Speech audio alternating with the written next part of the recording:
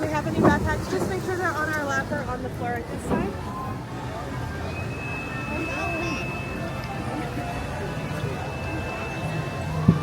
Welcome friends to our journey to Storybook Land. My name is Maggie and I'll be your captain and storyteller aboard the Merryweather.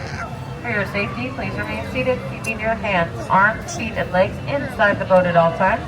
Please supervise your little ones so our story doesn't take any unexpected turns. Most people who travel to enchanted worlds travel through the pages of a book, but those that visit in person often find it to be quite magical, or even menacing. Even though it looks like we're passing through the jaws of monster the whale, the same whale that swallowed Pinocchio, we're actually being transported to a magical place called Storybook Land.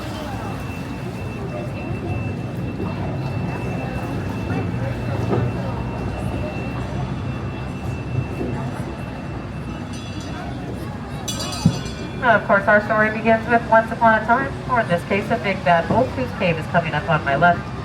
He's always after those three little pigs who luckily live across the way in those three houses. One made of straw, one made of sticks, and one made of guaranteed wolf-proof brick.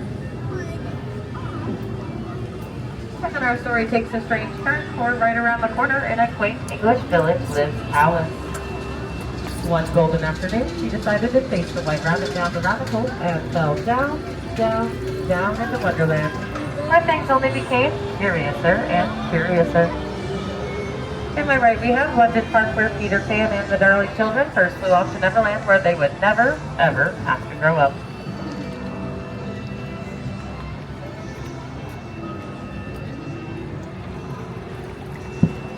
Straight ahead, we have the city of Agrabah, city of mystery and enchantment, where a street rat named Aladdin first bumped into Jasmine in the marketplace and stole her heart.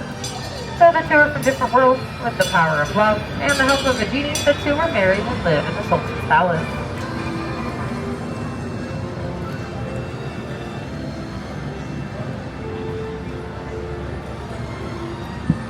These magical places are where love lives forever, like the golden archways above us.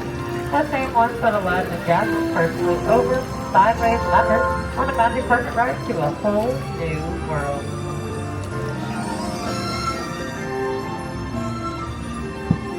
Like all love stories, they have their good and their light, but they also have their dark places as well. Places of mystery like the Cave of Wonders. Its treasure bears a curse that can only be lifted by the genie of the lamp. Legend has it that whoever sets the genie free will be granted 3 wishes.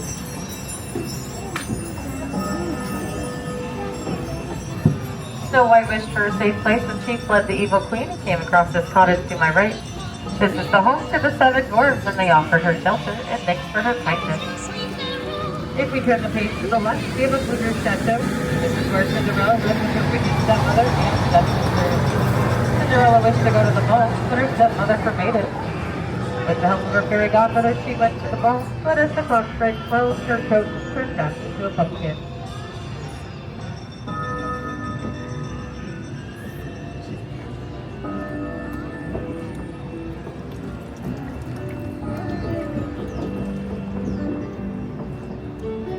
Dreams can come true, like wishes, they inspire our stories. Some dream of happily ever after, while others dream of drifting off to sleep on the hills of pleasant flowers, like the ones to my left. Inspired by the 1933 Silly Symphony cartoon, Lullaby Land. We then have stories like Rapunzel, where one day she decided to let down her hair and leave her tower, wondering when will her life begin. If you look closely, you'll see some Flynn Rider wanted posters. They just have to change to get this nose right.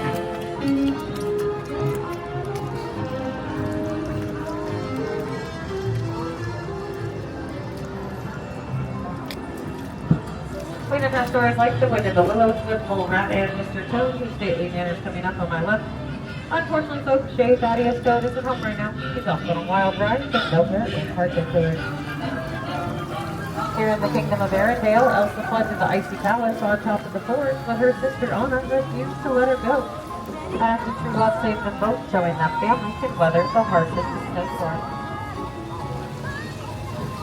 Straight ahead in the Alpine village is where the woodcarver Geppetto lives.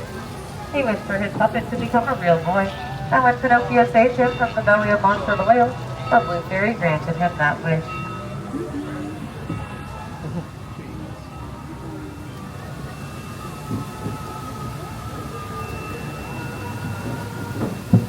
have a little mermaid named Ariel who followed Prince Eric to the castle on my right, taking her first few steps on unsteady legs in order to become a part of our world. Her journey began in the underwater city of Atlantica in the shadow of Father King Triton. Thank you, friends, for joining us on our journey through Storybook Land. Please remain seated, keeping your hands, arms, and fingers inside the book until we make a complete stop at the dock.